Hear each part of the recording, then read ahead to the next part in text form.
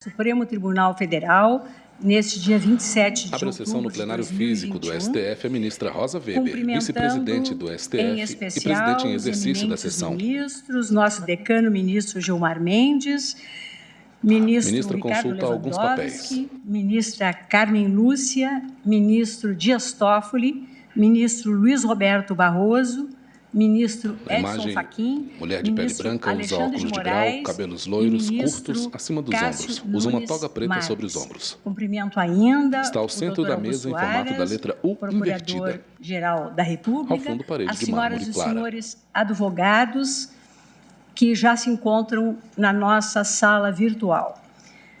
Passo a palavra à senhora secretária para a leitura da ata da sessão anterior. Ata da 33ª Sessão Extraordinária do Plenário do Supremo Tribunal Federal, também realizada no plenário por físico do STF, em 21 de outubro à esquerda da ministra, presidente em exercício, Carmelília Oliveira de Souza, assessora-chefe do presentes na plenário. sessão, os senhores ministros Gilmar Mendes, Ricardo Lewandowski, Carmen Lúcia, Dias Toffoli, Roberto Barroso, Edson Fachin, Alexandre de Moraes e Nunes Marques. Ausente, justificadamente, o senhor ministro Luiz Fux, presidente. Procurador-Geral da República, Dr. Antônio Augusto Brandão de Aras.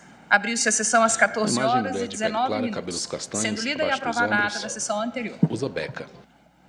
Consulto os eminentes pares sobre eventual reparo ou complementação a serem feitos na ata e, nada havendo, declaro-a aprovada.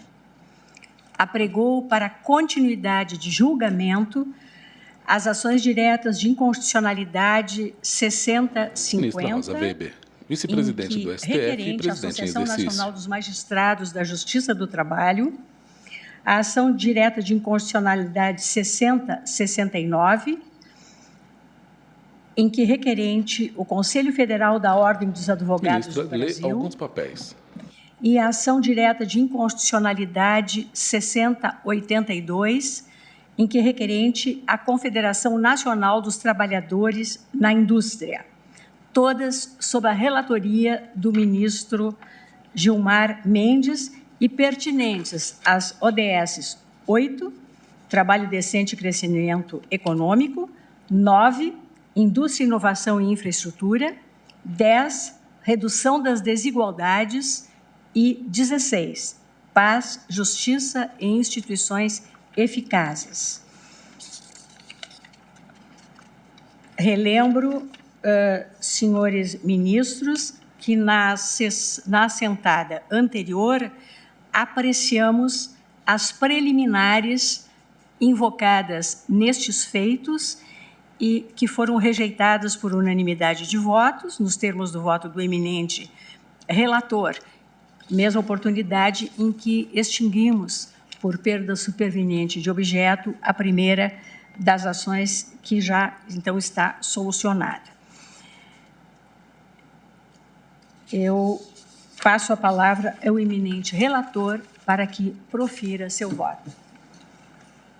Presidente, boa tarde. Cumprimentar a Vossa Excelência, cumprimentar todos os colegas do plenário, cumprimentar especialmente também a ministra. À direita da mesa, Carmen ministro Gilmar Mendes, Lúcia, ministro do STF. E dizer da alegria desse retorno gradual ao plenário do Tribunal. E como Vossa Excelência já proclamou, nós estamos analisando em conjunto as ações diretas 5.870, 6.050, 6.069 e 6.082. E na sessão anterior já afirmamos a legitimidade das proponentes e afirmamos também a perda do objeto da ADIM 5.870. Começo então a questão propriamente de mérito do debate, presidente. Digo o seguinte: quanto ao direito delitual e funções de reparação por danos extrapatrimoniais, discute-se nessas ações de controle abstrato de forma ampla a constitucionalidade do regime jurídico de reparação de danos extrapatrimoniais inaugurados na CLT pela reforma trabalhista de 2017. Em pauta, julgamento conjunto, ADIs 6050, 6069 e 6082. Volto minha atenção à análise do dano. Relator, ministro Gilmar Mendes. Para que se fale em responsabilidade civil e, consequentemente, em dever de indenizar. O dano é conceito de difícil delimitação e pode ser compreendido como a lesão a um bem jurídico. Costuma-se diferenciar esse tipo de dano em dois tipos, patrimonial e extrapatrimonial.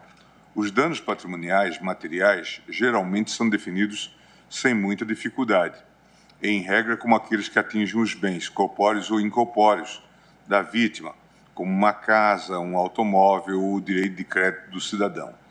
Os danos extrapatrimoniais, por sua vez, ensejam certa divergência na doutrina quanto à sua precisa definição, especialmente quando considerados sinônimo de danos morais. O professor Sérgio Cavalieri Filho ensina que por muito tempo houve restrição à ideia de se reparar financeiramente a dor ou a angústia, tidas como fundamentos do dano moral. Com a superação dessa percepção, passou-se a admitir o ressarcimento pelo dano moral, desde que não cumulado com o dano material. Atualmente, não restam dúvidas sobre a possibilidade de se compensar o dano moral previsto na Constituição de 88, artigo 5º, inciso 5º e 10, e na legislação infraconstitucional, independentemente da configuração de dano patrimonial ou não. A doutrina reconhece, ademais, que o dano extrapatrimonial não se restringe ao dano moral.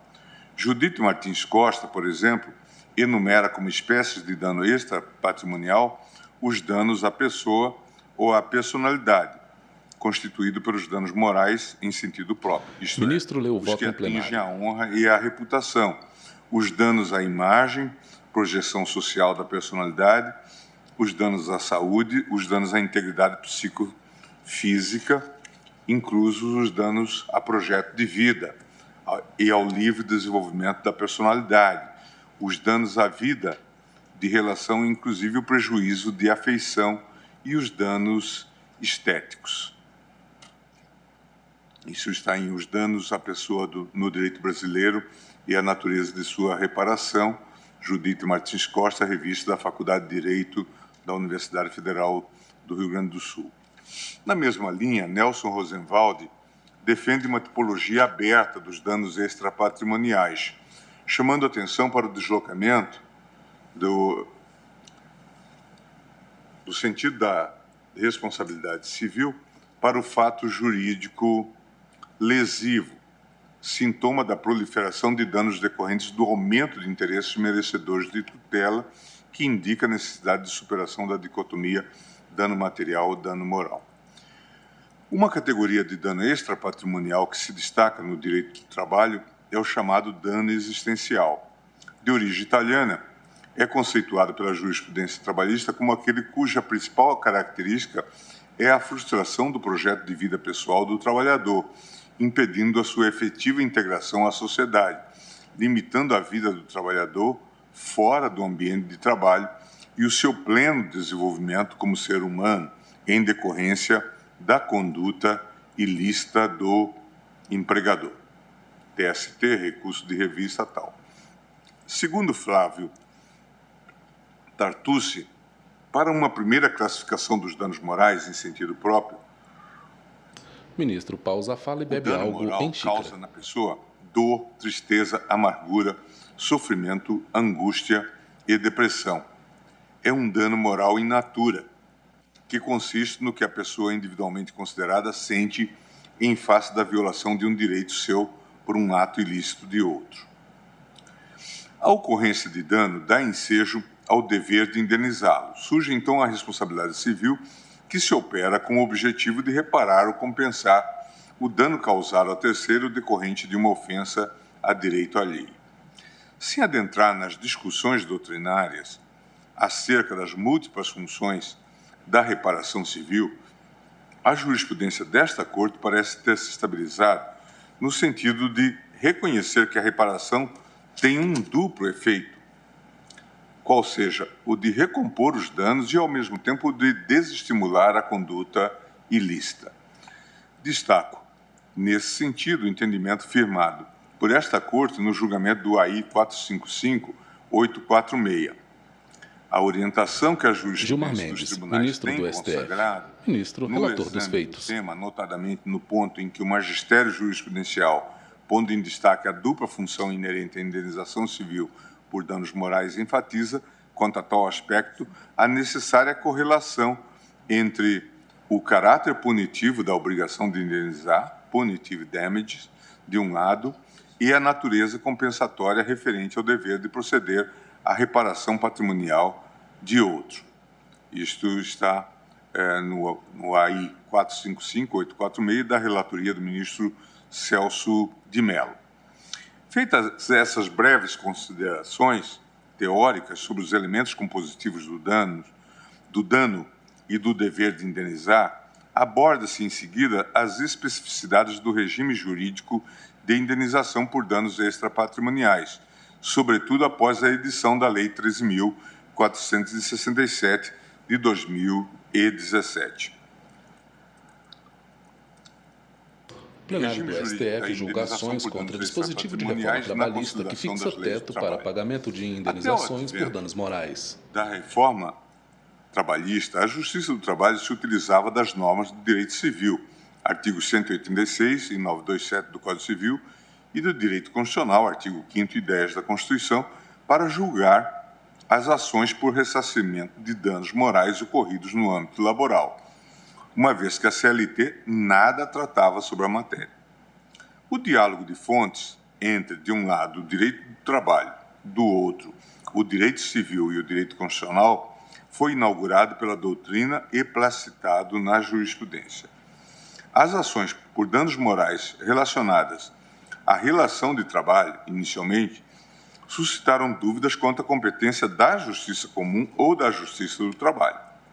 O Superior Tribunal de Justiça declarava a competência da Justiça Comum para instruir e julgar a causa, uma vez que a matéria era tratada a partir do regramento estabelecido pelo próprio Código Civil. Com a Emenda Constitucional 45 de 2004, o artigo 114, inciso 6 da Constituição, atribuiu competência à Justiça do Trabalho para processar e julgar ações de indenização por dano moral ou material decorrentes da relação de trabalho. Curiosamente, a Emenda Constitucional 45 convalidou a legalidade do dano moral decorrente das relações de trabalho, ainda que, à época, fosse a consolidação das leis trabalhistas omissa a esse respeito.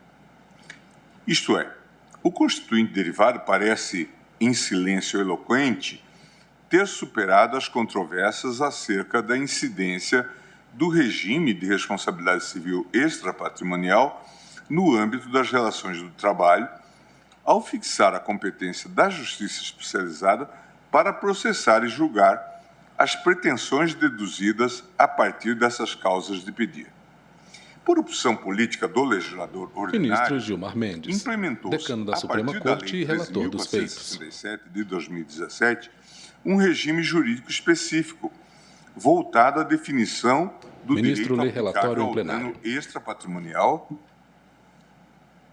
nas relações trabalhistas. A mudança foi acrescida à CLT pela Lei 13.467 de 2017, no título 2A, artigos 223A a 223G. O artigo 223A determina que se apliquem à reparação do dano extrapatrimonial decorrente das relações de trabalho apenas o dispositivo do título 2A. O artigo 223G, nos parágrafos 1º e 2º, por sua vez, fixa como base de cálculo para o teto do valor indenizável o salário contratual do ofendido, ou, se pessoa jurídica, o do ofensor, vedada a acumulação. Eis o teor das normas que integram o título em questão. Artigo 223. Aplicam-se à reparação de danos de natureza extrapatrimonial decorrentes da relação de trabalho apenas os dispositivos deste título. Artigo 223b. Causa dano de natureza extrapatrimonial a ação ou omissão que ofenda a esfera moral ou existencial de pessoa física ou jurídica, as quais são as titulares exclusivas do direito à reparação. Artigo 223-C. A honra, a imagem, a intimidade, a liberdade de ação, a autoestima, a sexualidade, a saúde, o lazer e a integralidade física são os bens juridicamente tutelados inerentes à pessoa física. Artigo 223-D. A imagem, a marca, o nome, o segredo empresarial e o sigilo da correspondência são bens juridicamente tutelados inerentes à pessoa jurídica. Artigo 223-E. São responsáveis pelo dano extrapatrimonial todos os que tenham colaborado para ofensa ao bem jurídico tutelado na proporção da ação ou da omissão. 223-F. A reparação por danos extrapatrimoniais pode ser pedida cumulativamente com indenização por danos materiais decorrentes do mesmo ato lesivo. Parágrafo 1º do 223-F. Se houver acumulação de pedidos, o juízo, ao proferir em pauta, julgamento conjunto ADIs 6050, 6069 e 6082. Relator ministro Gilmar Mendes. Reparações por danos de natureza extrapatrimonial. Parágrafo 2º. A composição das perdas e danos, assim compreendidos os lucros cessantes e os danos emergentes, não interfere na avaliação dos danos extrapatrimoniais. Artigo 223-G. Ao apreciar o pedido, o juiz considerará a natureza do bem jurídico tutelado, a intensidade do sofrimento ou da humilhação, a possibilidade de superação física ou psicológica, os reflexos pessoais e sociais da ação ou da omissão, a extensão e a duração dos efeitos da ofensa, as condições em que ocorreu a ofensa ou prejuízo moral, o grau de dolo ou culpa, a ocorrência de retratação espontânea, o esforço efetivo para minimizar a ofensa, o perdão tácito ou expresso, a situação social e econômica das partes envolvidas, o grau de publicidade da ofensa. Parágrafo 1º. Se julgar procedente o pedido, o juiz Gilmar Mendes, ministro do a STF. indenização a ser paga a cada um dos ofendidos em um dos seguintes parâmetros, vedada a acumulação. Ofensa de natureza leve, até 3 vezes o último salário contratual do plenário do ofendido. STF julga ações 2. contra dispositivo da Ofensa de reforma natureza trabalhista média, até que 5 vezes o fixa último taxa salário do contratual do ofendido. pagamento de indenizações 3. por danos morais. Ofensa de natureza grave, até 20 vezes o último salário contratual do Julgamento ofendido. conjunto ADIs 6050, Ofensa de natureza gravíssima, 6069 até e 50 6082. vezes o último salário contratual do ofendido. Ministro pausa a fala e bebe água. Se o ofendido for pessoa jurídica, a indenização será fixada com observância dos mesmos parâmetros estabelecidos no parágrafo 1º deste artigo, mas em relação ao salário contratual do ofensor. Parágrafo 3º. Na reincidência entre partes idênticas, o juízo poderá elevar ao dobro o valor da indenização. Ainda que a maior parte dos artigos contidos no referido título 2A não tenham sido objeto de impugnação específica nas ações ora em julgamento, no bojo da ADIM 6069, o Conselho Federal da Ordem dos Advogados arguiu a inconstitucionalidade do referido artigo 223-A da CLT, naquilo que este dispositivo delimitou que aplicam-se à reparação de danos de natureza extrapatrimonial decorrentes da relação de trabalho apenas os dispositivos deste título. De acordo com o requerente, o referido dispositivo violaria o princípio constitucional da isonomia, artigo 5º caput da Constituição, dentre outras razões, porque a Constituição contempla a amplitude da indenização por dano extrapatrimonial, de modo que a sua aplicação não poderia ficar restrita ao título 2A da CLT. Ainda conforme a parte autora, o artigo 223-A da CLT não só afastaria a aplicação do artigo 944 do Código Civil, que mede a indenização pela extensão do dano, como também desconsideraria as proteções constitucionais conferidas às relações de trabalho, artigo 7º, e ao meio ambiente, artigo 225. Posição semelhante a essa foi perfilhada pela PGR, em seu parecer, juntados aos autos na ADIM 5.870, mesmo que, na referida ação, não tenha sido impugnada a constitucionalidade do artigo 223-A da CLT. Foi somente em petição incidental, juntada aos autos da referida ADIM, que a PGR pleiteou a declaração de inconstitucionalidade por arrastamento dos artigos 223-A e 223-C da CLT. De acordo com a PGR, restou clara a pretensão do legislador da Lei 13.467 de promover o isolamento disciplinar dos direitos fundamentais de personalidade na órbita das relações de trabalho para submeter-lhes à referida restrição reparatória.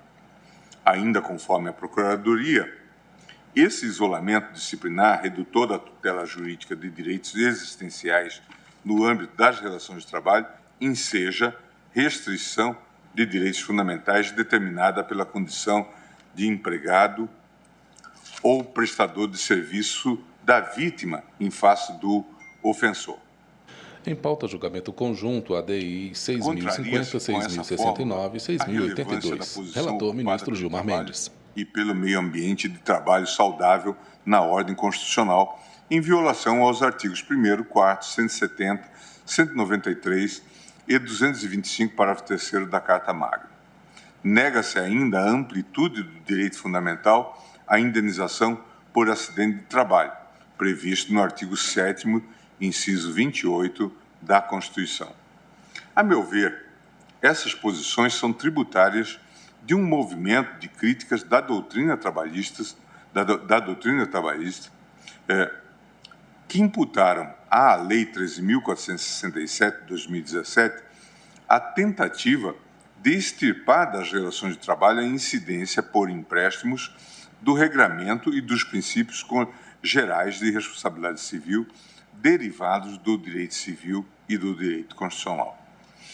Nesse ponto, Augusto César Leite de Carvalho, por exemplo, assevera que o novo artigo 223-A da CLT tenta excluir a proteção constitucional ou mesmo a do Código Civil, quiçá a do direito comparado, ao prever que somente os dispositivos a ele seguintes tutelariam a personalidade do trabalhador.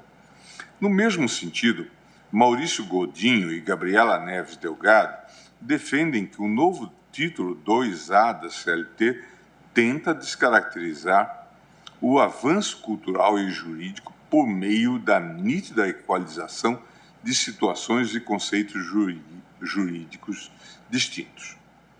Segundo a nova lei, não cabe mais falar em dano moral, estético e correlatos.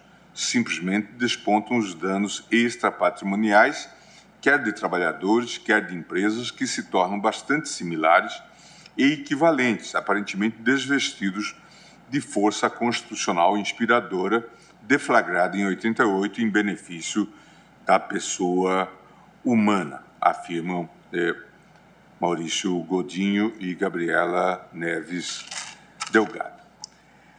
Com todas as mais respeitosas vênias a esses entendimentos, parece-me que a pecha de inconstitucionalidade atribuída ao artigo 223-A da CLT é inspirada por uma desconfiança, por assim dizer, congênita da doutrina a respeito dos objetivos norteadores da Lei 13.467 de 2017. Digo isso porque a disciplina legislativa em momento algum afastou e nem poderia afastar a aplicação dos princípios constitucionais que regem as relações de trabalho, seja no âmbito do regramento dos danos extrapatrimoniais, seja em qualquer outra dimensão das relações jurídicas trabalhistas. Ainda que a norma prevista no artigo 223-A expressamente circunscreva o tratamento da reparação extrapatrimonial às disposições do título 2A, é inequívoco que, ao apreciar cada caso concreto, o magistrado deverá proceder a uma interpretação íntegra do ordenamento jurídico pátrio, no que se insere o inafastável respeito aos princípios constitucionais. Despiciando ainda observar que eventuais lacunas na aplicação da legislação trabalhista poderão ser colmatadas pelos juízes por meio do recurso à analogia aos costumes e os princípios gerais de direito. Artigo 4º do Decreto-Lei 4657, de 42. Disso resulta que, ao menos naquilo que não implicar em contrariedade expressa ao regime da CLT, os parâmetros fixados no título 9 do Código Civil poderão ser supletivamente aplicados às relações trabalhistas. Tampouco assiste razão ao argumento de que a criação de um regime específico de responsabilidade civil para as relações de trabalho violaria o princípio da isonomia.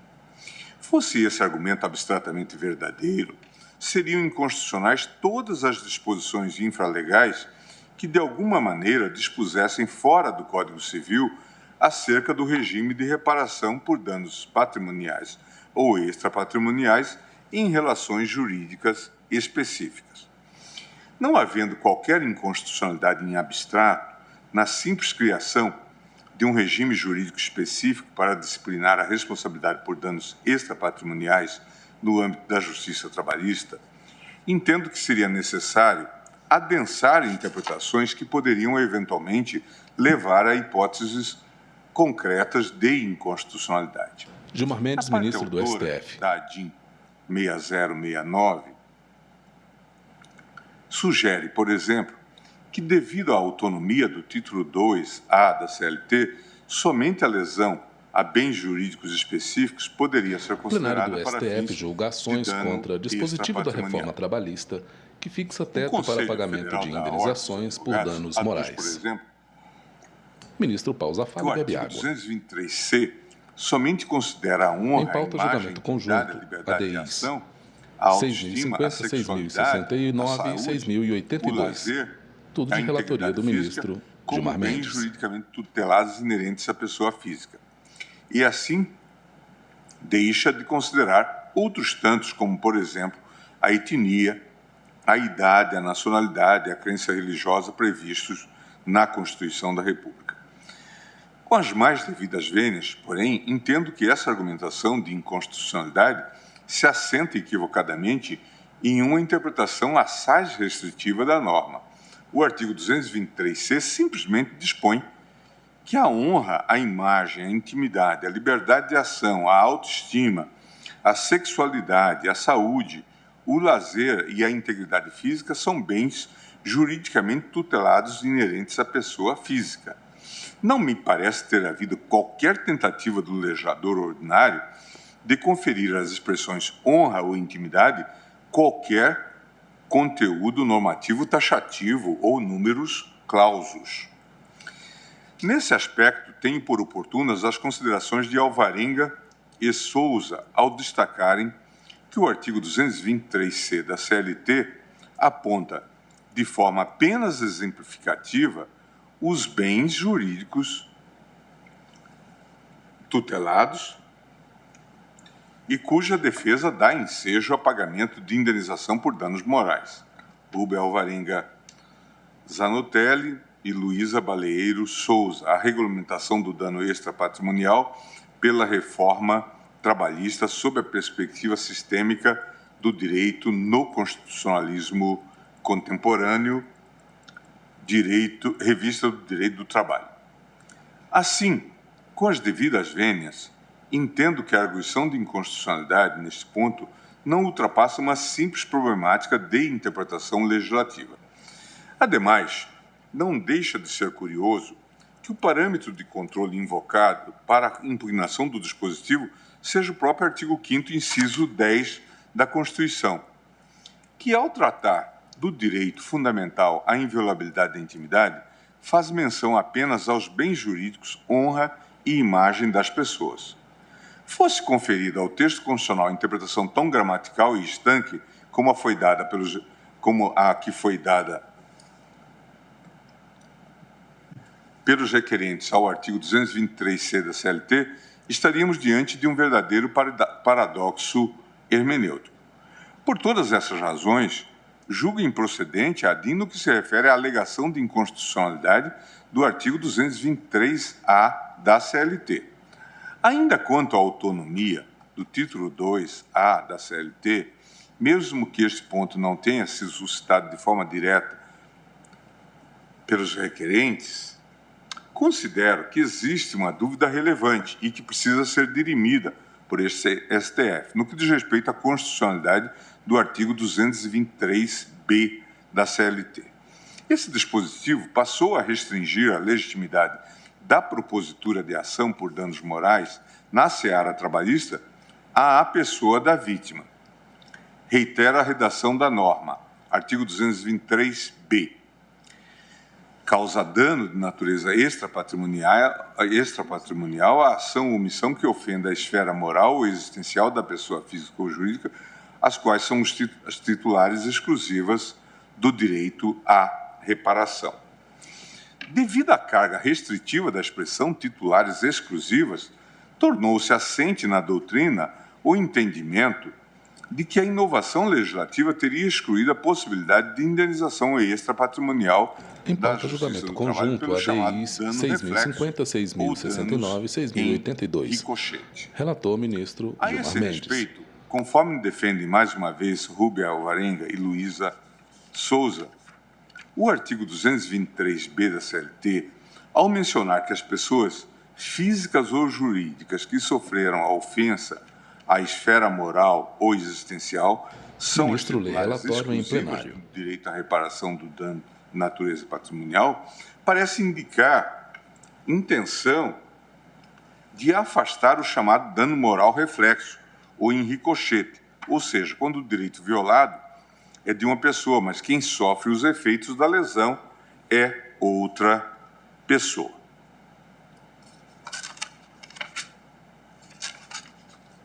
Essa restrição, todavia, parece ter imprimido na Justiça do Trabalho uma minoração do patamar protetivo que resta vigente no sistema do direito civil.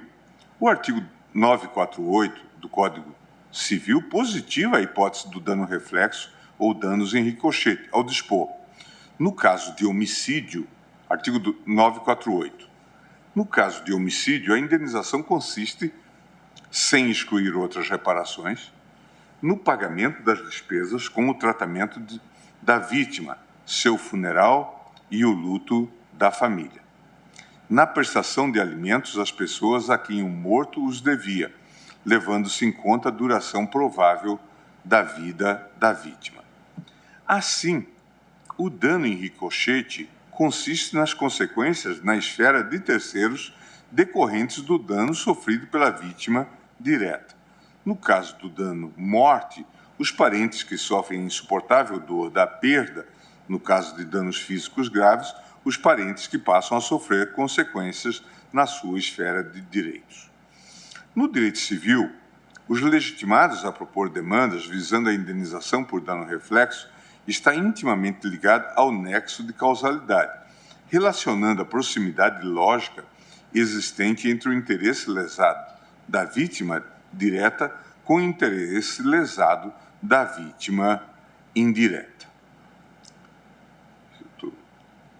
Estou citando Rafael PTF da Silva, STJ reforça caráter autônomo do dano reflexo ou por ricochete. Publicado no Conjunto Gilmar Mendes, ministro do STF de 2020.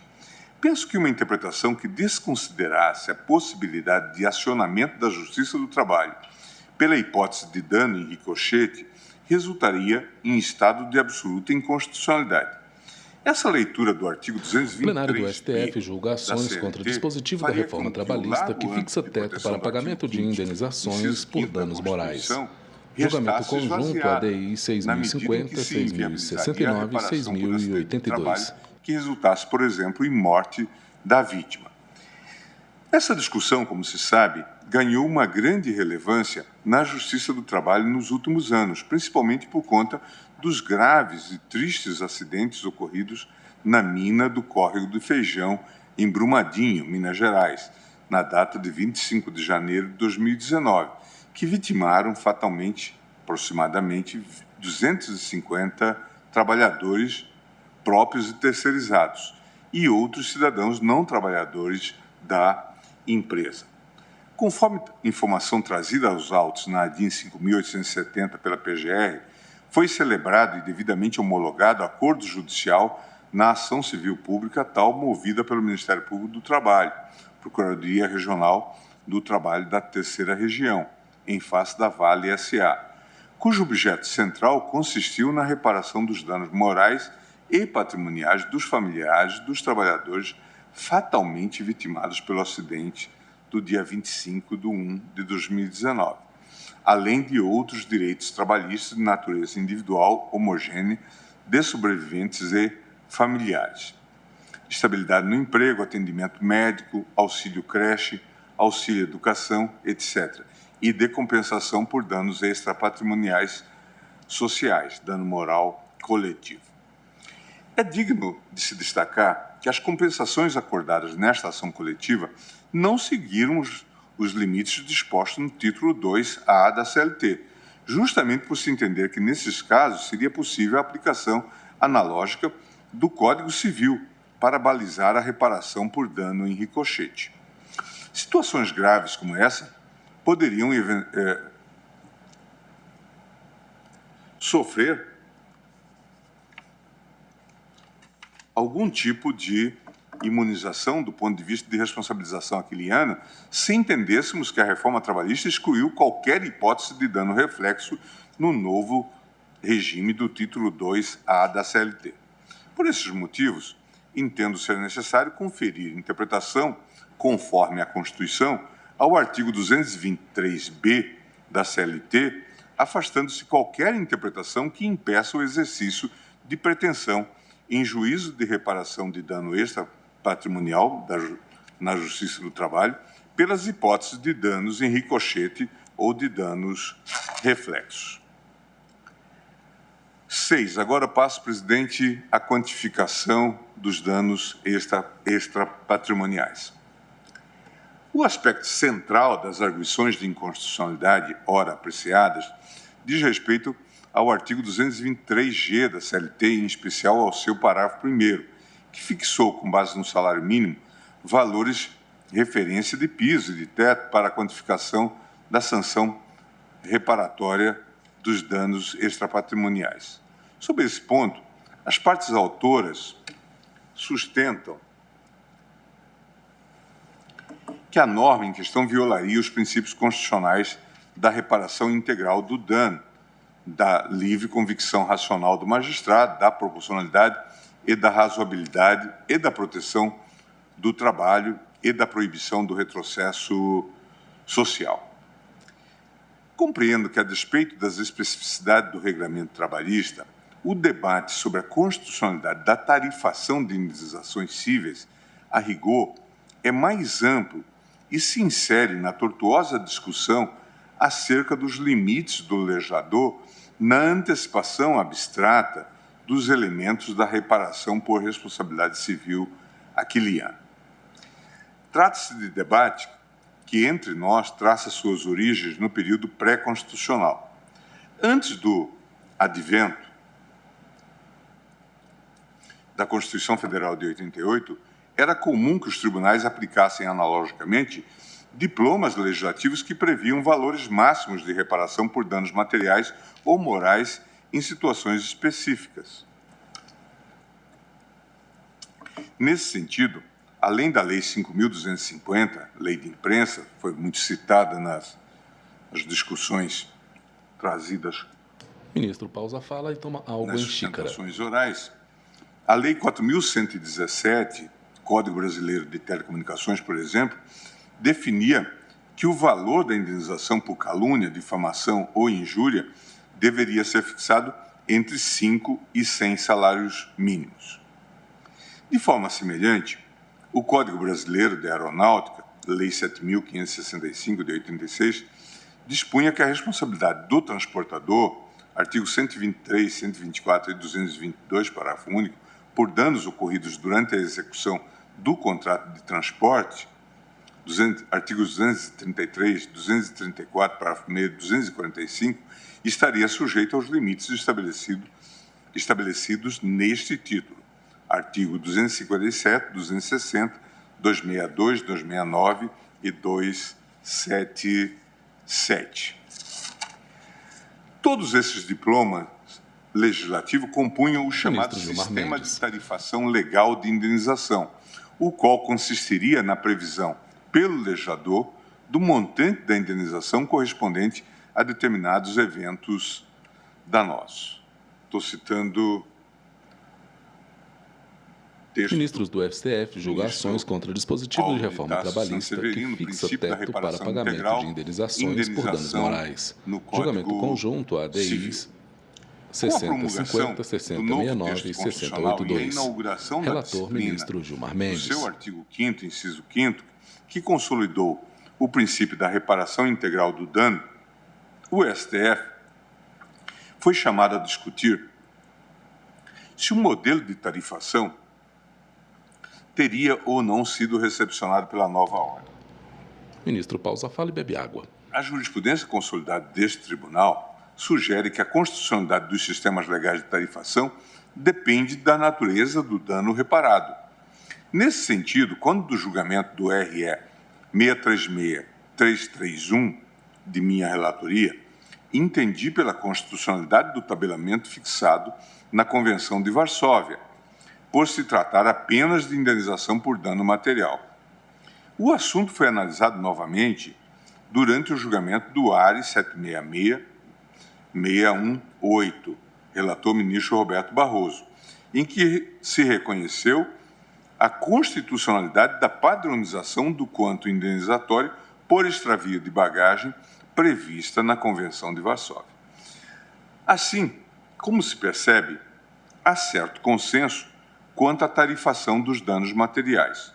Não acontece o mesmo, porém, quando se trata de indenização por danos extrapatrimoniais. Nessa seara, o caso paradigmático da jurisprudência da STF, sem dúvida, relaciona-se à discussão da recepção da lei de imprensa pela nova ordem constitucional. No julgamento do RE 447584, relator ministro César Peluso, que declarou a não recepção do artigo 52 da Lei 5.250, de 67, Lei de Imprensa, assentou-se que toda limitação prévia e abstrata ministro lê relatório em plenário físico do STF. Por dano moral, objeto de juízo de equidade, é incompatível com o alcance da indenizabilidade irrestrita assegurada pela atual Constituição da República. Na ocasião, acompanhei o voto do relator, ressaltando que a Constituição, na verdade, faz uma opção clara no sentido da preservação de valores. Claro que a liberdade de imprensa tem um valor fundamental na democracia e deve ser preservada.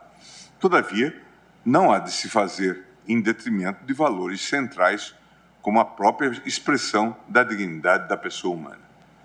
A lei de imprensa foi novamente objeto de análise da Corte quando do julgamento da ADPF 130, ocasião em que se declarou não recepcionada referida lei na sua integralidade. Colho o trecho da ementa do julgado. Proporcionalidade entre liberdade de imprensa e responsabilidade civil por danos materiais, danos morais e materiais. Sem embargo, a excessividade indenizatória é em si mesma poderoso fator de inibição da liberdade de imprensa em violação ao princípio constitucional da proporcionalidade. A relação de proporcionalidade entre o dano moral ou material sofrido por alguém e a indenização que lhe caiba receber, quanto maior o dano, maior a indenização, opera no âmbito interno da potencialidade da ofensa e da concreta situação do ofendido. Nada tendo a ver com essa equação, a circunstância em si da veiculação do agravo por órgão de imprensa, porque, senão a liberdade de informação jornalística deixaria de ser um elemento de expansão e de robustez da liberdade de pensamento e de expressão, lato sensu, para se tornar um fator de contração e de esqualidez dessa liberdade. Em se tratando de agente público, ainda que injustamente ofendido em sua honra e imagem, subjaz à indenização uma imperiosa cláusula de modicidade. Isso porque todo agente público está sob permanente vigília da cidadania. E quando o agente estatal não prima por todas as aparências de legalidade e legitimidade no seu atuar oficial, atrai contra si mais fortes suspeitas de um comportamento antijurídico francamente sindicável pelos cidadãos. A DPF 130, relator o ministro Carlos Brito.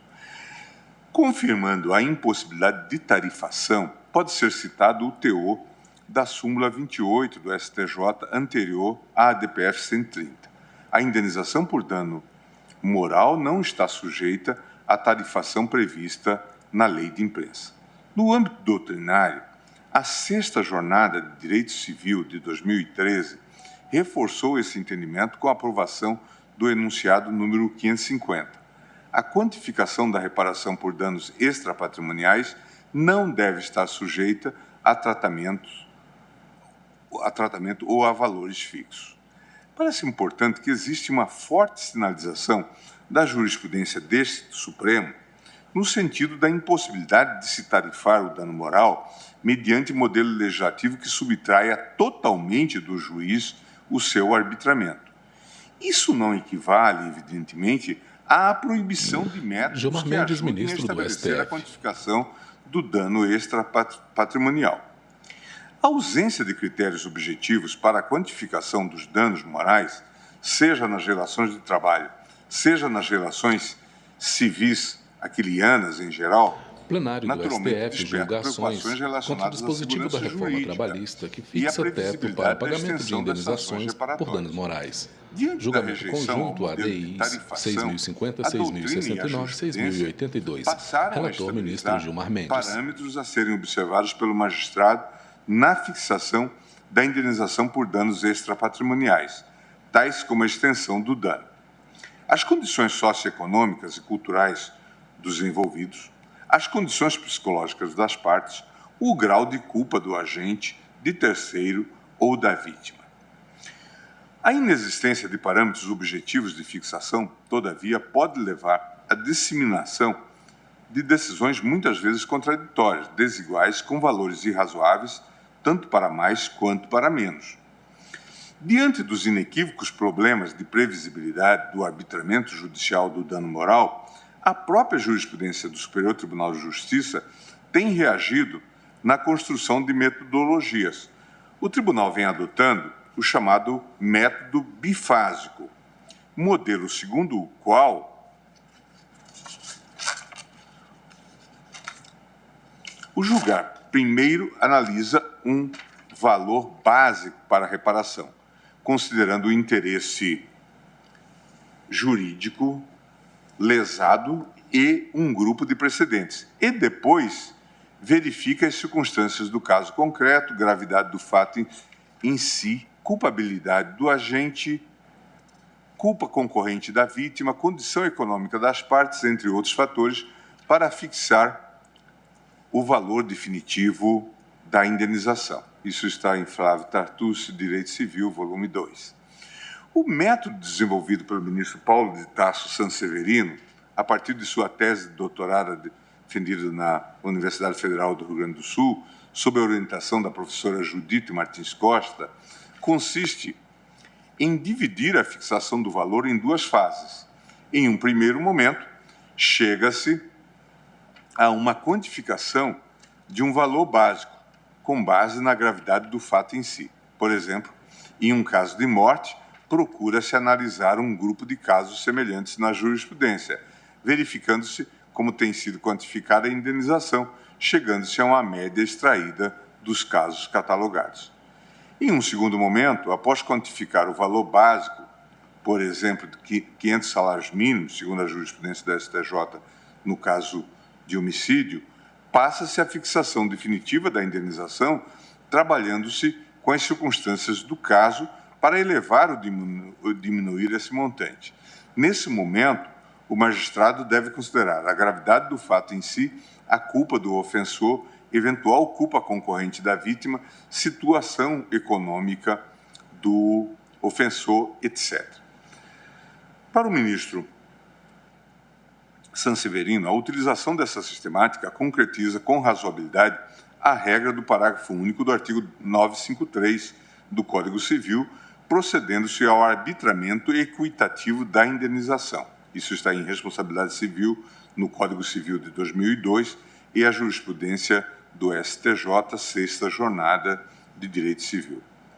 Esse é apenas um exemplo construtivo de como a jurisprudência pode avançar na criação de metodologias robustas, ainda que não definitivas, de arbitramento do dano. Então, eu venho agora no ponto 8.2, presidente, e falo da interpretação conforme a Constituição do artigo 223-G da CLT. As dificuldades de parametrização do quanto indenizatório na esfera civil naturalmente desbordaram para o direito do trabalho.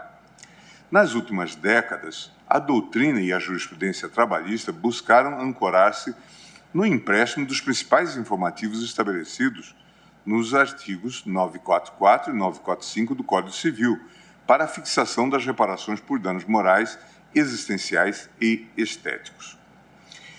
Como destacado por Alexandre Agra Belmonte, desse diálogo de campos entre o direito civil e direito do trabalho, seria possível extrair para a magistratura trabalhista os parâmetros de fixação dos danos extrapatrimoniais. A. O princípio da preferência pela reparação in natura ou equivalente, prático, se possível, tempestiva e suficiente.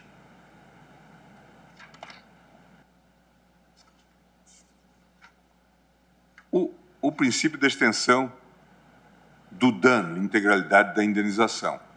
O princípio da razoabilidade, para delimitação proporcional à parcela de culpa, intensidade e duração da dor, repercussão da ofensa e condições pessoais do ofensor e do ofendido.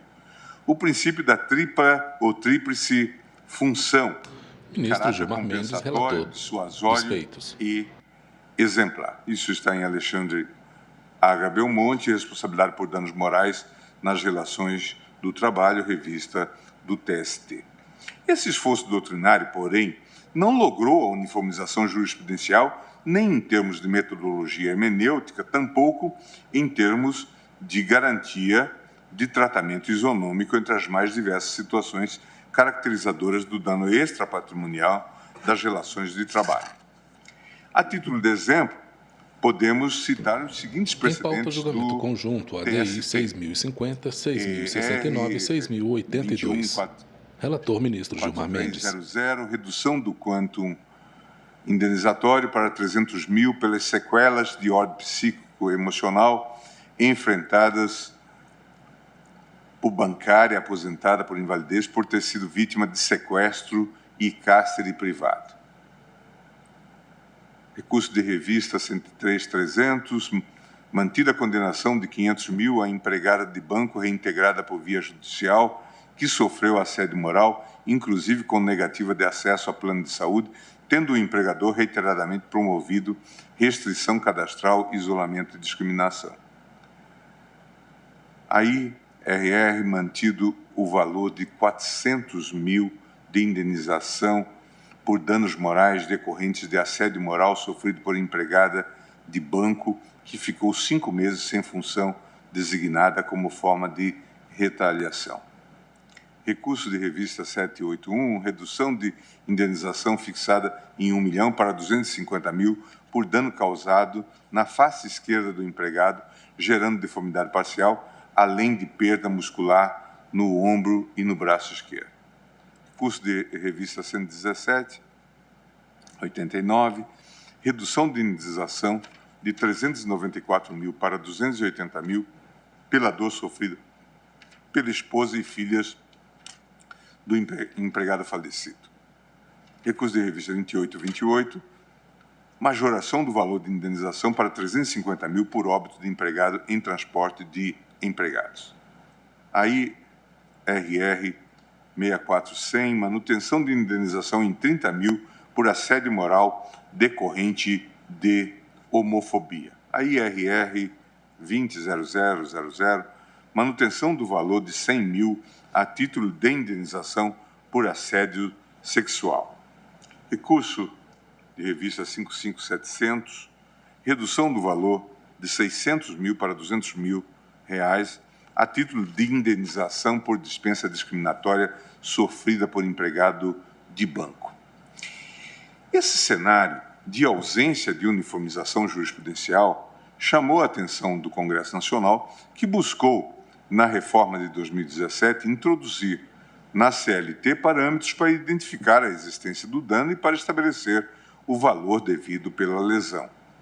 Os dispositivos atacados na DIN, em exame, inseriram no ordenamento jurídico uma espécie de tarifação de indenização, levando em consideração o salário do ofendido, parágrafo 1º do artigo 223-G, ou do ofensor, no caso de pessoa jurídica. Quem fala é o ministro agredida, Gilmar Mendes. Parágrafo 2º do no plenário artigo físico do STF. Tudo nos termos do artigo 223-G, a seguir novamente reproduzido.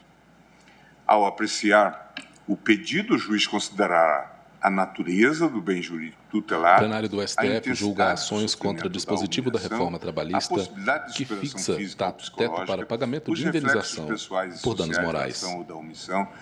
Julgamento conjunto ADIs 6.050, 6.069, 6.082. Relator é o ministro Gilmar Mendes.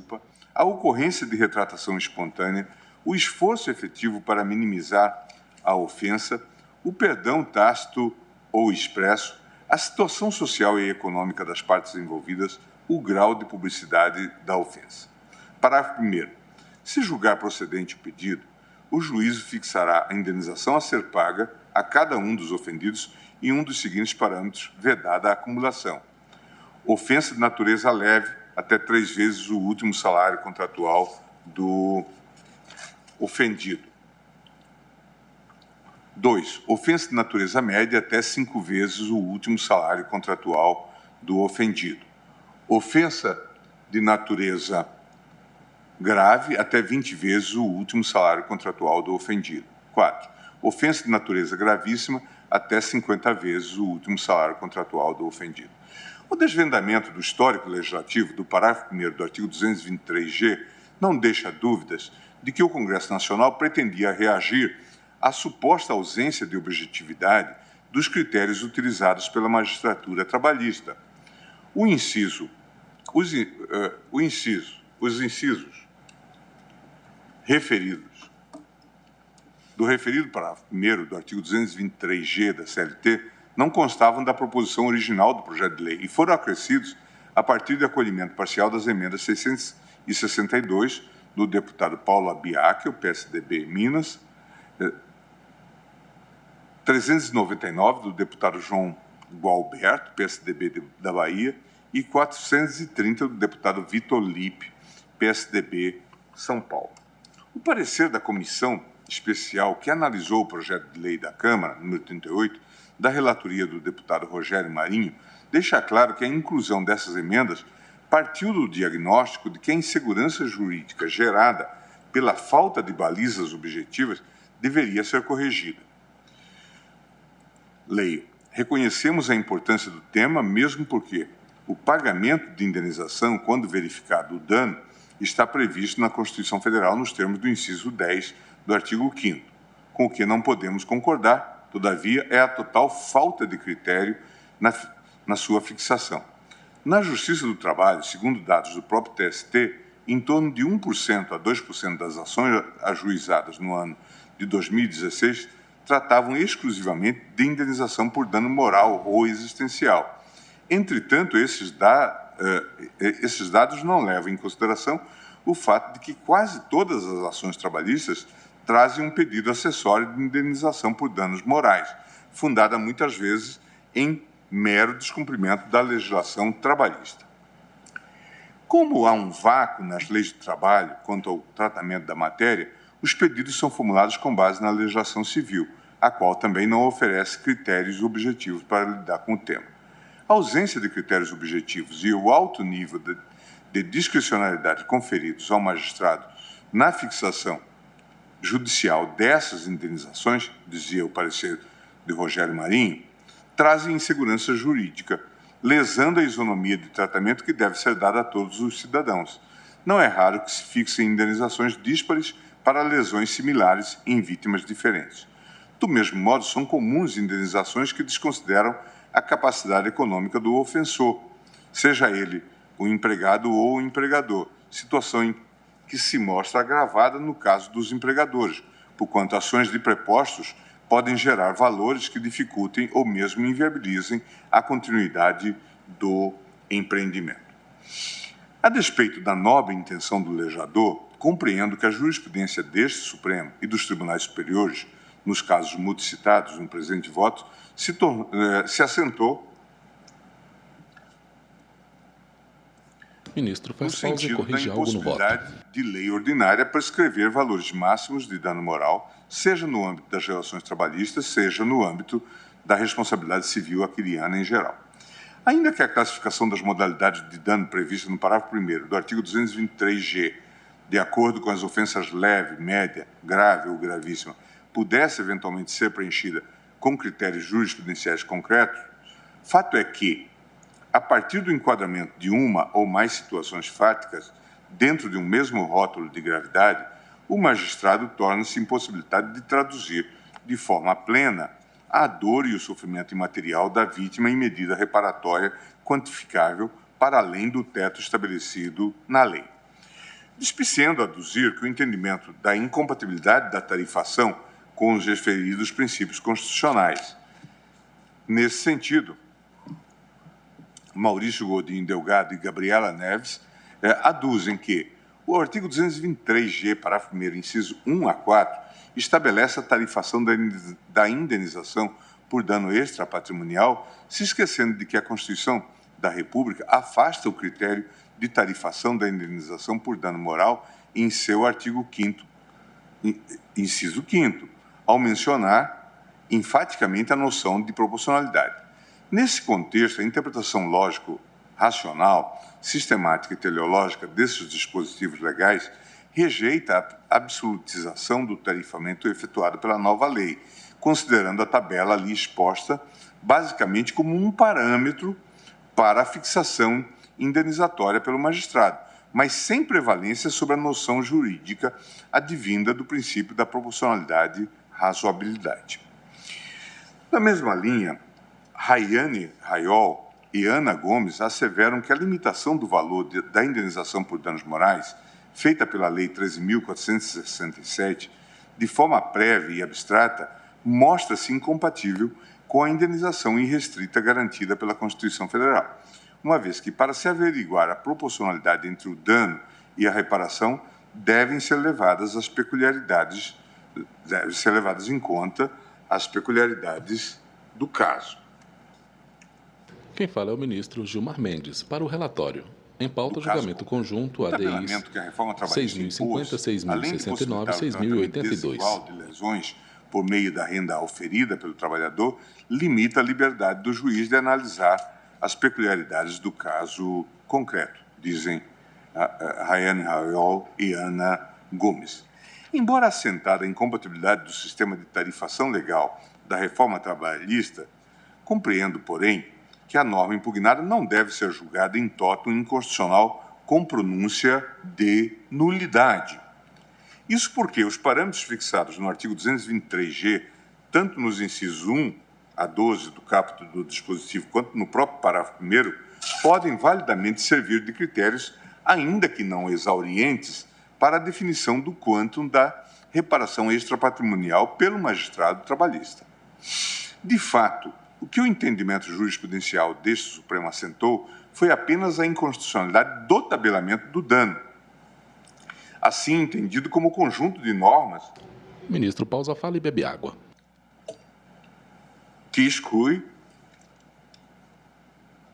Ministro, corrige o voto. Entotam a discricionalidade da quantificação do dano pelos magistrados, tornando um mero aplicador dos valores pré-determinados que não podem ser adaptados às especificidades do caso. No julgamento do multicitado RE 447584, relator ministro César Peluso, a não recepção do artigo 52 da Lei 5.250 se deu porque a norma esvaziava o ministro qualquer usa tipo uma plataforma para ler o judicial, voto, tornando intransponível a quantificação proporcional e adequada da reparação. Como asseverado pelo eminente ministro César Peluso em seu voto relator, ter-se-ia que indagar se o artigo 52 da Lei dos 5.250 não sucumbiria ao contraste com o postulado da proporcionalidade, o qual impõe a lei restritiva que seja necessária, adequada e proporcional. Parece evidente que não seria nem necessária, a indenização fixa-se por juízo prudencial, nem de justa medida, porque firma uma ficção reparatória, ao estatuir limites prévios e abstratos à indenização, a qual, no extremo, estaria sempre a depender dos critérios concretos próprios da valoração equitativa.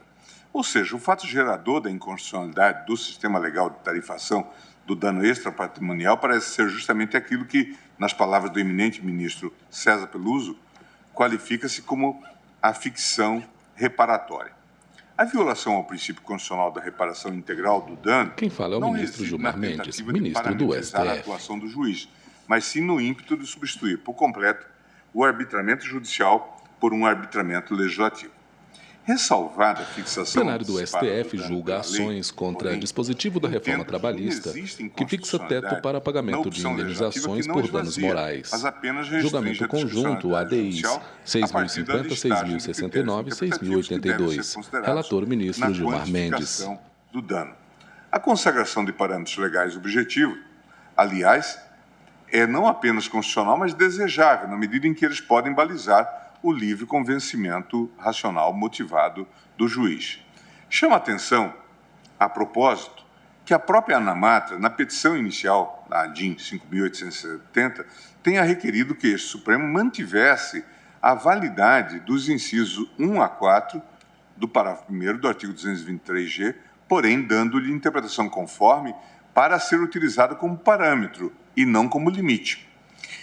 Como dito pela própria requerente, pode-se considerar que a indicação de valores básicos para a fixação da indenização seria utilizada pelos empregadores para satisfazer, desde logo, a indenização ocorrida, restando para eventual debate judicial apenas se teria sido adequada e proporcional, de sorte a permitir que o órgão julgador fixasse eventualmente, de forma justificada, valor superior para poder atender ao comando constitucional.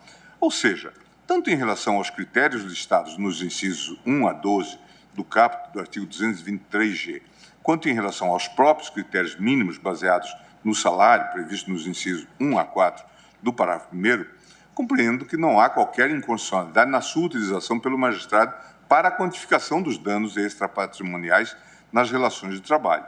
Repiso, porém, que tais critérios, em especial o valor de referência do salário, não podem ser utilizados como teto, sendo possível que o magistrado, diante das especificidades da situação concreta, eventualmente, de forma fundamentada, ultrapasse os limites quantitativos previstos nos incisos 1 a 4 do parágrafo 1º. Assim, por todo exposto, presidente, eu estou julgando parcialmente procedente as ADIMs para conferir interpretação conforme a Constituição ao artigo 223-G da CLT, assentando que os critérios neles fixados não impedem que a decisão judicial devidamente motivada, que dialogue com os parâmetros legais, fixe indenização por dano extrapatrimonial em quantia superior aos limites previstos nos incisos 1, 2, 3 e 4 do parágrafo 1º do dispositivo legal. Por isso eu não conheço da ADIM 5.870, por perda superveniente do objeto, e em relação às ADIMs 6050, 6069, 6082, conheço das ações e as julgo parcialmente procedentes os pedidos para conferir interpretação conforme a Constituição, de modo a estabelecer que as redações conferidas aos artigos 223A e 223B da CLT não excluem o direito à reparação por dano moral indireto ou dano em ricochete no âmbito das relações de trabalho a ser apreciado nos termos da legislação civil. Os critérios de quantificação de reparação por dano extrapatrimonial previsto no artigo 223G, caput e parágrafo 1º da CLT, deverão ser observados pelo julgador como critérios orientativos de fundamentação da decisão judicial. É constitucional, porém, o arbitramento judicial do dano em valores superiores aos limites máximos dispostos nos incisos 1 a 4 do parágrafo 1º do artigo 223G, quando consideradas as circunstâncias do caso concreto e os princípios da razoabilidade, da proporcionalidade e da igualdade. É como voto, presidente. Agradeço ao eminente relator, o ministro Gilmar Mendes. Ao centro da mesa, a ministra Rosa Weber, vice-presidente do STF. Na verdade, propõe e vota no sentido do conhecimento e do conhecimento das 3 ações remanescentes, ações diretas de inconstitucionalidade, e julga parcialmente o plenário do procedentes STF julga ações contra dispositivo da reforma trabalhista que fixa teto para pagamento de indenização por danos morais. Aos artigos Julgamento conjunto ADIs 6050, 6069 e 6082. Relator ministro Gilmar Mendes. Colho agora o voto do eminente ministro Cássio Nunes Marques. Senhora presidente, ministra Rosa Weber, ministra Carmen Lúcia, senhores ministros, senhor procurador-geral da República, Augusto Aras, senhores advogados presentes à sessão, senhora secretária. Quem vota é o ministro Nunes Marques, ministro do STF. Antes de mais nada, quero parabenizar o eminente relator pela profundidade e a riqueza. O ministro está em local com parede branca. Usa toga preta sobre os ombros. Senhora presidente, o plenário do STF julga ações contra o dispositivo da reforma trabalhista que fixa teto para pagamento de indenização por danos morais. Julgamento conjunto ADIs 6050, 6069 e 6082. Relator ministro Gilmar Mendes. Não só da inconstitucionalidade dos critérios utilizados como parâmetros, a expressão último salário contratual, mas também a necessidade de se definir se é constitucional ou não uma imposição de teto pelo Congresso Nacional.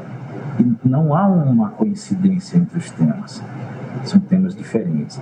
E também a criação de um sistema isolado, de hipótese de indenização dentro do subsistema trabalhista, isolando das demais possíveis indenizações. Então, a matéria é complexa, mas a primeira preocupação me faz trazer a Vossas Excelências esse pedido de vista, mas já me comprometendo em devolver o mais rápido possível.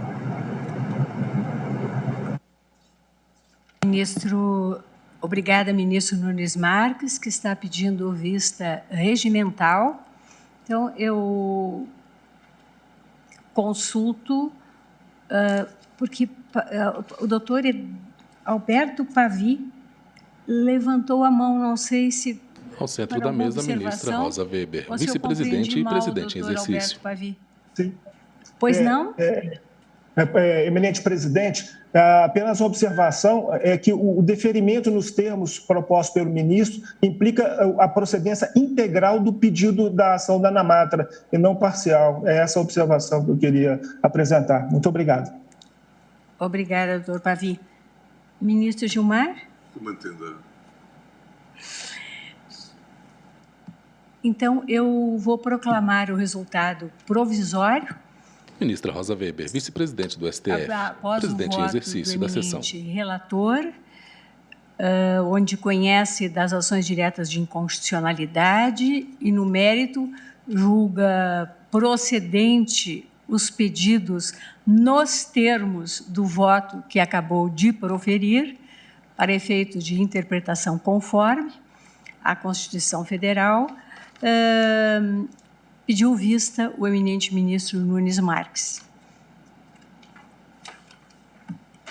julgamento encerrado nesta data.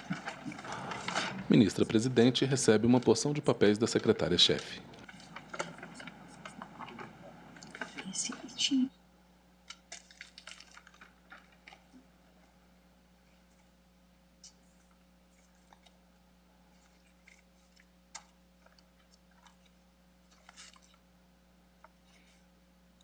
Prosseguir. Senhores ministros, dando continuidade, eu chamo a julgamento a ação direta de inconstitucionalidade 5.625, sob a relatoria do ministro Edson Fachin, em que figura como requerente a Confederação Nacional dos Trabalhadores em Turismo e Hospitalidade, em que há diversos amiticuri. Esta ação direta, ela vincula-se às ODS 5, Igualdade de Gênero, ODS 8, Trabalho Decente e Crescimento Econômico, ODS 10, Redução das Desigualdades, e ODS 16, Paz, Justiça e Instituições Eficazes. Há vários pedidos de sustentação oral. Temos...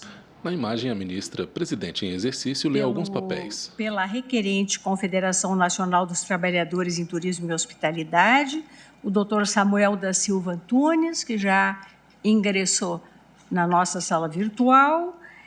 Falará também o ministro em pauta Bruno DI 5625. Contratou contra Presidente da República e Congresso Nacional.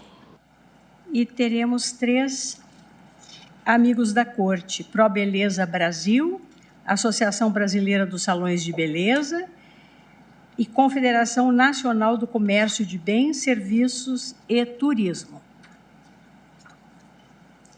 Concedo de início a palavra ao eminente relator para o relatório.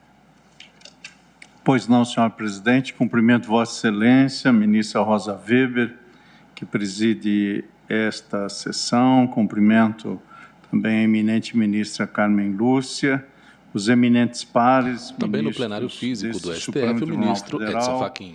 Também cumprimento os ilustres advogados que se fazem presente nesta sessão virtual e, por igual, o professor Dr. Augusto Aras, Procurador-Geral da República, bem assim o eminente ministro Bruno Bianco, ministro advogado-chefe da Advocacia Geral da União. Senhora Presidente, como Vossa Excelência vem de anunciar, haverá sustentações orais, portanto, cuidarei de fazer uma síntese do relatório, apto a que se possa, nesta fase do julgamento, colher as contribuições e as visões que aqui serão aportadas nesta ação direta 5625, que veicula a arguição de inconstitucionalidade ajuizada pela Confederação Nacional dos Trabalhadores em Turismo e Hospitalidade. Essa arguição se dá em face da Lei 13.352, de 27 de outubro de 2016, que alterou a Lei 12.592, de 18 de janeiro de 2012, para dispor sobre o contrato de parceria entre os profissionais ali mencionados. As atividades ali referidas são de cabeleireiro, barbeiro, esteticista, manicure, pedicure, depilador, maquiador e pessoas jurídicas registradas como salão de beleza. No relatório, senhora presidente, tomei a liberdade, à guisa de um mínimo razoável de completude, de reproduzir todo o teor da legislação. O plenário do Supremo Tribunal Federal julga questionamento de norma que transforma profissionais de estética em pessoa jurídica. ADI 5625, contratou contra presidente da República e Congresso Nacional. Aos gabinetes dos eminentes pares. Mas, em resumo, ao lado da reprodução dos dispositivos legais atacados, Anoto no relatório que a requerente, a Confederação, de início, aduz possuir legitimidade ativa para a causa, ou seja, para propor esta ação, nos termos do inciso 9º do artigo 103 da Constituição da República, bem como a requerente também alega satisfazer os requisitos de representatividade e de pertinência temática, uma vez que a autora tem o dever de atuar na defesa dos direitos e interesses da categoria de trabalhadores que exercem suas atividades na área de beleza, que, segundo afirma, são os profissionais a que a lei ora em exame diretamente, são a esses profissionais que a lei diretamente se destina.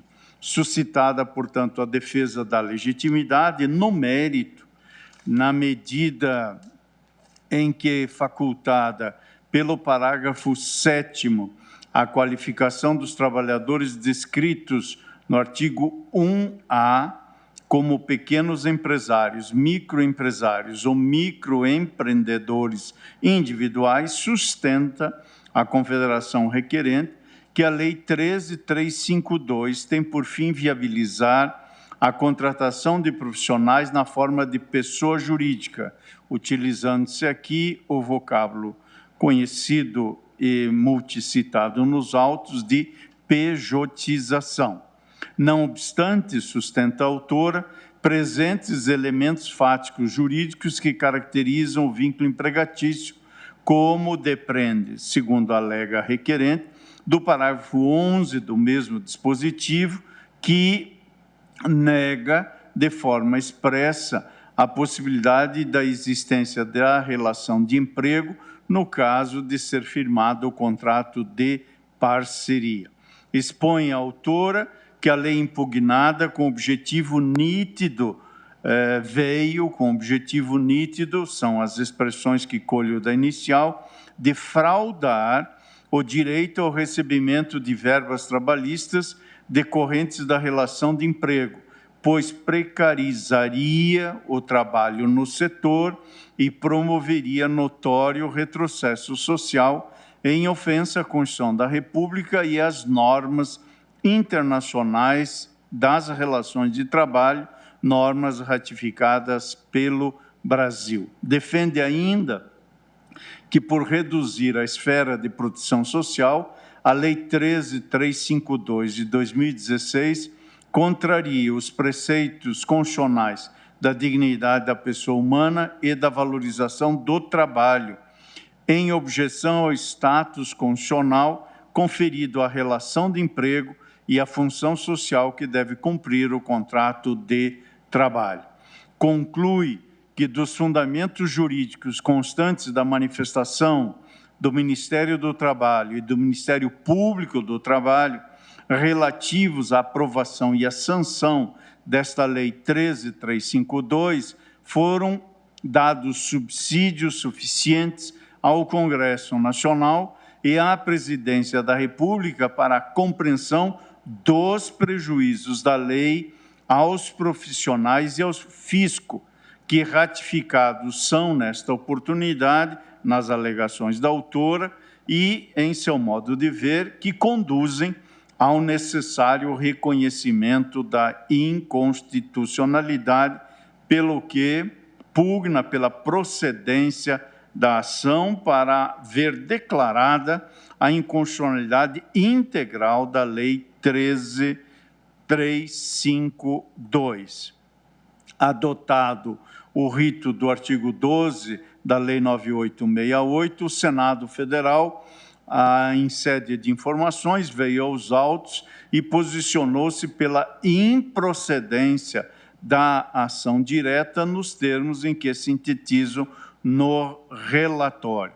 A Presidência da República, a seu turno, externou em igual sentido, ou seja, sentido da improcedência, sustentando que a edição da Lei 13.352 foi precedida de intenso debate político e social e se consubstanciou em resposta do Parlamento às reivindicações dos profissionais a que se destina Sendo assim, nos termos das informações da Presidência da República, solução para o enfrentamento da grave crise econômica com a consequente piora dos níveis de empregabilidade do país.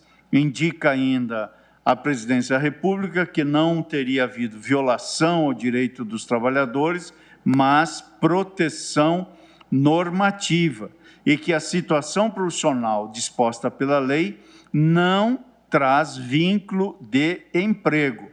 Portanto, ressalta que nas circunstâncias em que o salão parceiro disponibiliza o espaço físico, a estrutura e a cartela de clientes a profissionais liberais, com a repartição dos valores percebidos pela prestação de serviço, fica evidenciada a relação de cooperação e não de subordinação. Com a palavra, Edson Fachin, relator do feito, ministro que a finalidade do STF. foi a de regulamentar e dar segurança jurídica para a celebração do contrato. O Supremo Tribunal Federal julga questionamento de norma que transforma profissionais de estética em pessoa jurídica. Da ação direta e vencida a preliminar no mérito pela improcedência do pedido nos termos do robusto parecer que vem aos autos nesta direção, sustentando que a lei questionada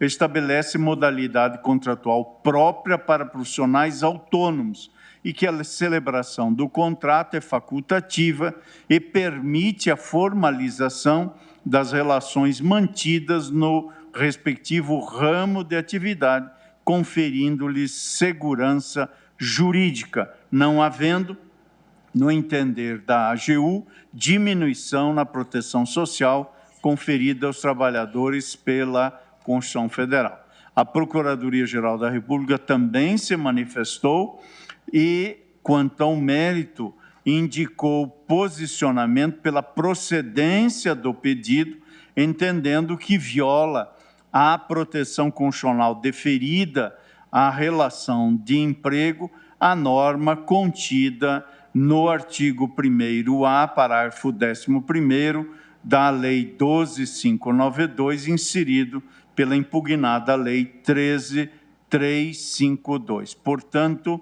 a percepção que traz a colação em seu também robusto pronunciamento a Procuradoria-Geral da República é no sentido de que a noção contemporânea de subordinação jurídica expande-se para além da sujeição pessoal do empregado a ordens e comandos do empregador e alcança situações em que o trabalhador se insere na dinâmica da atividade empresarial, cumprindo objetivamente regras e protocolos com vistas a realizar as finalidades empresariais, caracterizando a denominada subordinação estrutural. Sustenta ainda o Ministério Público, em sua douta manifestação, que as normas disciplinadoras do contrato de parceria e aqui impugnadas frustram os valores sociais do trabalho e da livre iniciativa e o pleno emprego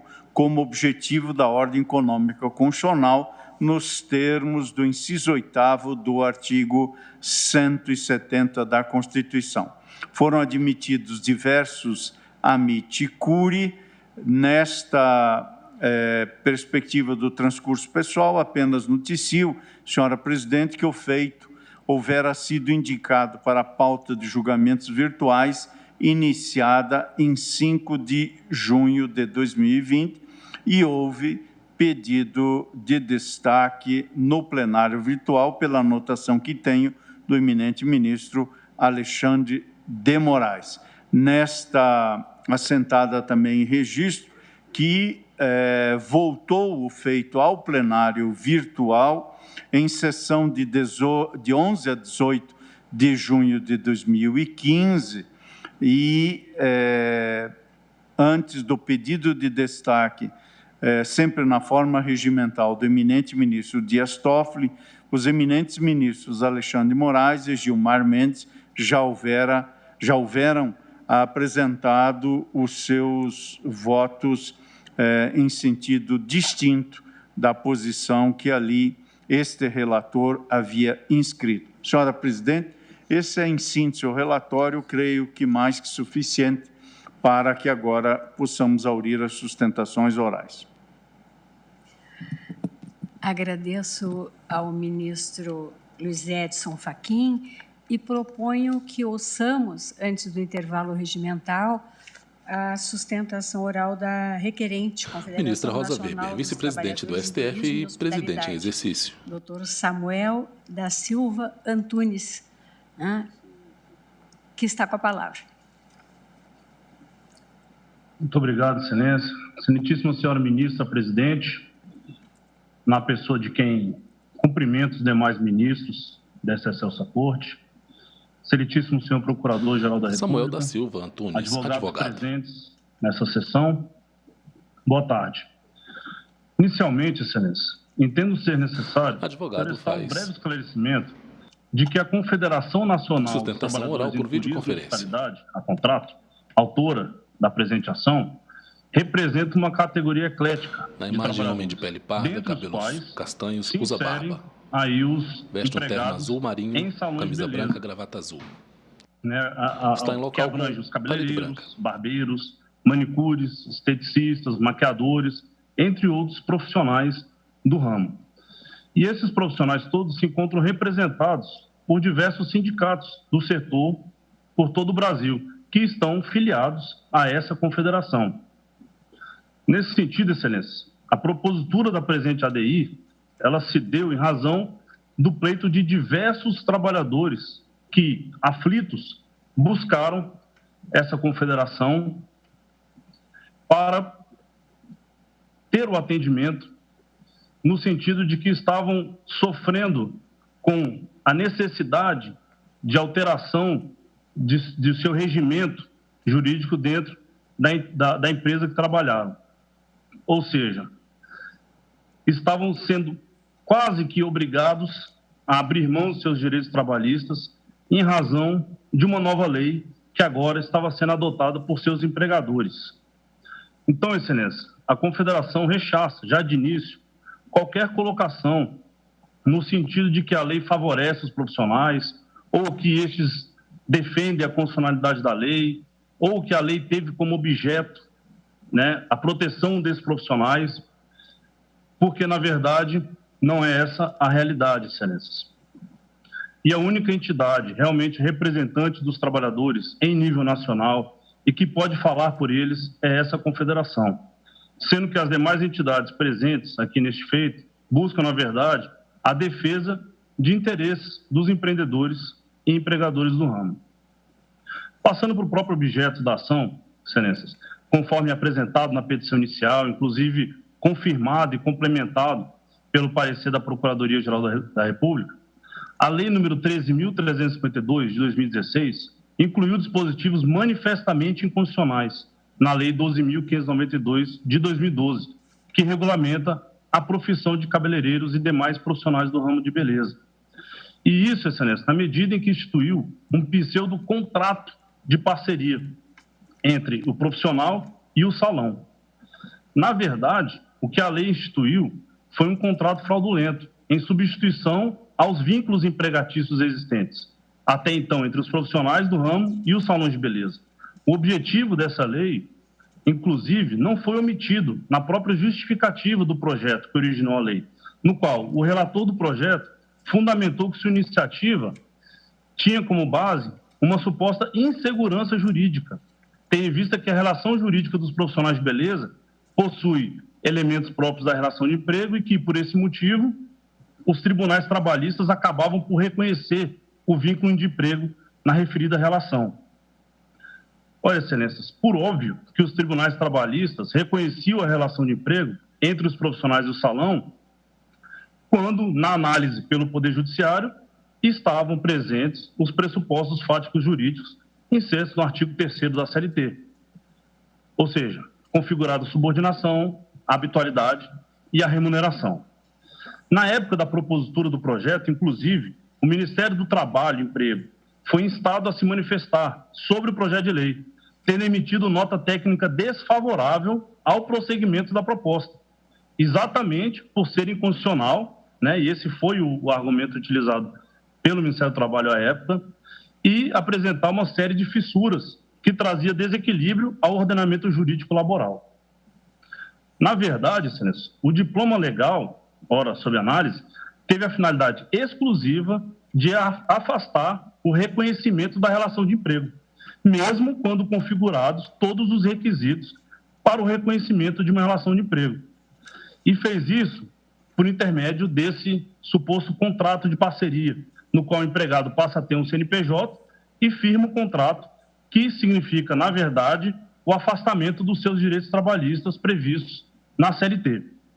Aliás, a própria lei estabelece mecanismos típicos de uma relação de emprego, ou seja, ela traz em seu bojo a tipificação do contrato de parceria exatamente similares aos requisitos da relação de emprego previstos na CLT, né? Como, por exemplo, quando a lei determina que o salão parceiro centralizará os pagamentos e recebimentos decorrentes da atividade, bem como o recolhimento dos tributos, né, o que está previsto no artigo 1º-A, parágrafo 2º, faz a correlação com a remuneração prevista no artigo 3º da CLT.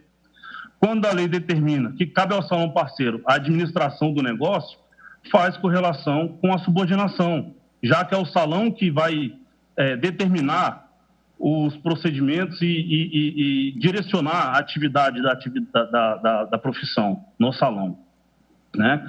E esses pontos, aliados com a habitualidade da relação de trabalho, deveriam constituir uma relação de emprego, que acaba sendo afastada, né, pelo contrato de parceria, pela lei do salão parceiro, como é chamada, com o intuito exclusivo de conceder aos salões de beleza o desvio dos direitos trabalhistas, que deveriam ser pagos a esses profissionais.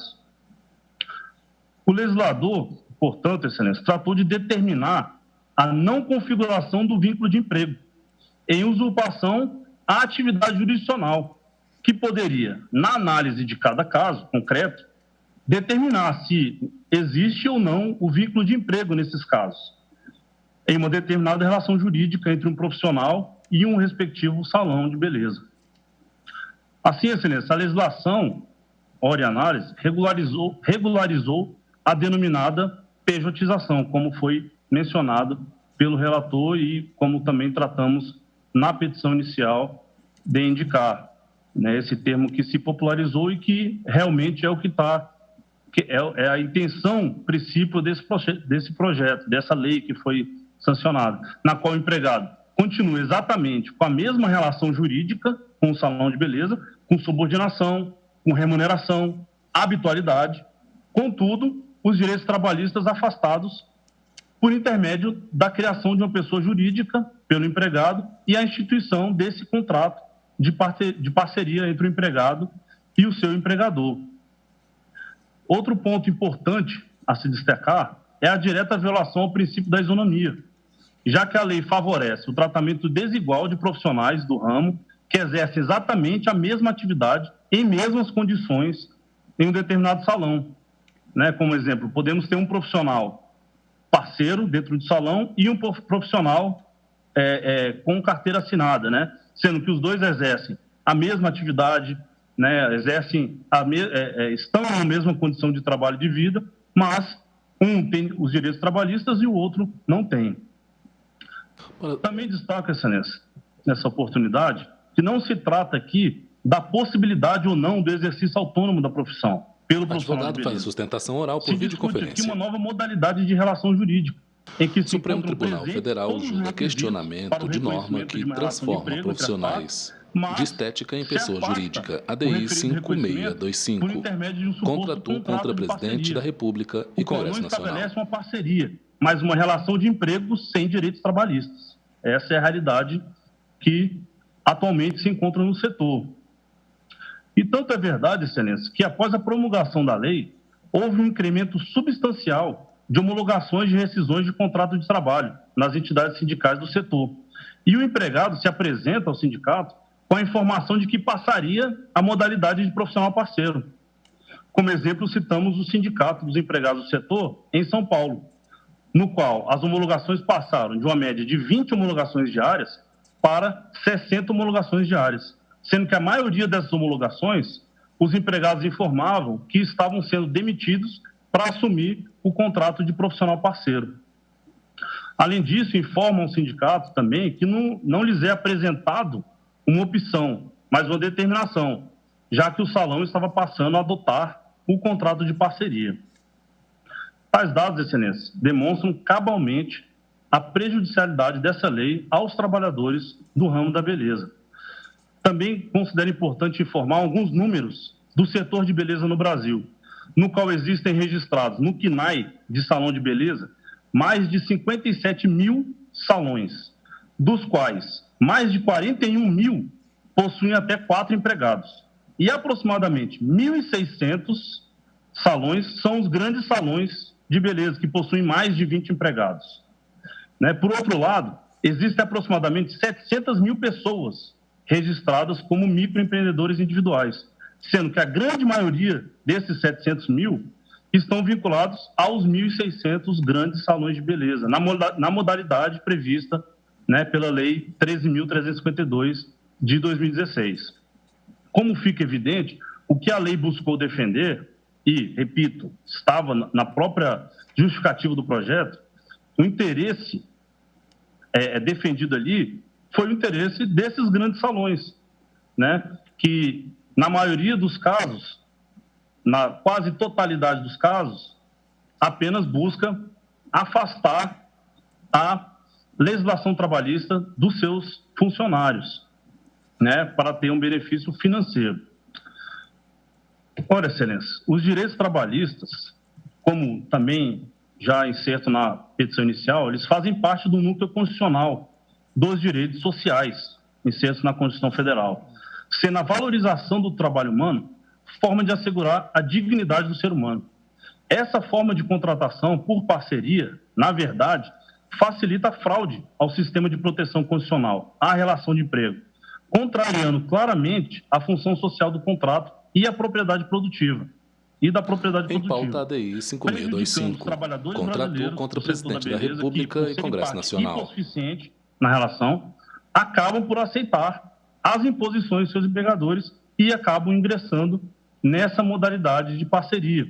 Não porque lhes é mais benéfico, não porque lhes é mais interessante esse tipo de contratação, como quer fazer crer as entidades que estão aí inscritas como a Miticuri. Mas eles fazem assim por completa necessidade de manter o seu trabalho e manter o seu sustento. Pois, caso se neguem a fazê-lo, claramente e certamente, o salão encontrará outra pessoa ainda mais necessitada que vai se submeter a esse tipo de contratação. Não se pode, então, excelência, admitir a perpetuação dessa lei, sob pena de decretar a ruína de todo o sistema jurídico trabalhista constitucional que protege a relação de emprego. E aí vamos viabilizar que tenha mecânico parceiro, professores parceiros, profissionais de informática parceiros, ou seja, tudo vira profissional parceiro e acaba-se com a legislação trabalhista e com a proteção da relação de trabalho, como existente hoje na Constituição Federal. E, excelências, finalizo minha participação reproduzindo a tese defendida pelo excelentíssimo ministro relator e pelo excelentíssimo representante da Procuradoria-Geral da República, no sentido de que essa excelsa Corte não pode permitir que a Constituição Federal e direitos fundamentais nela inseridos sucumbam perante o malfadado jeitinho brasileiro, que no caso dos presentes autos se revelam na confecção de uma lei que cria o pseudo-contrato de parceria, que possui um intuito exclusivo, inclusive, como já frisei várias vezes, que inclusive foi exposto na própria justificativa da lei, que o intuito exclusivo seria burlar o reconhecimento da verdadeira relação de emprego existente entre o salão de beleza e o profissional do ramo. E também, por fim, repito mais uma vez que em nenhum momento o objetivo da lei está em proteção dos trabalhadores. E essa confederação, como representante desses trabalhadores e como em contato com esses trabalhadores diariamente, pode afirmar com todas as palavras que esse não é o interesse dos trabalhadores do setor. Que o interesse dos trabalhadores do setor é, sim, ter a proteção de seus direitos trabalhistas, como previsto na Constituição Federal e na consolidação das leis trabalhistas. Dessa forma, Excelência, agradeço a oportunidade de trazer mais esses dados ao julgamento da presente ação e a Confederação Nacional dos Trabalhadores em Turismo e Hospitalidade pugna pela procedência total da ação para que seja declarada a inconstitucionalidade da Lei 13.352 de 2016, que introduziu os artigos 1º-A, 1º-B, 1º-C e 1º-D na Lei 12.592 de 2012. Muito obrigado, Excelência. Eu agradeço ao doutor Samuel da Silva Antunes, que falou pela requerente Confederação Nacional dos Trabalhadores. Ministra Rosa Weber, vice-presidente do STF e presidente em exercício. E suspendo a sessão pelo prazo regimental de 30 minutos.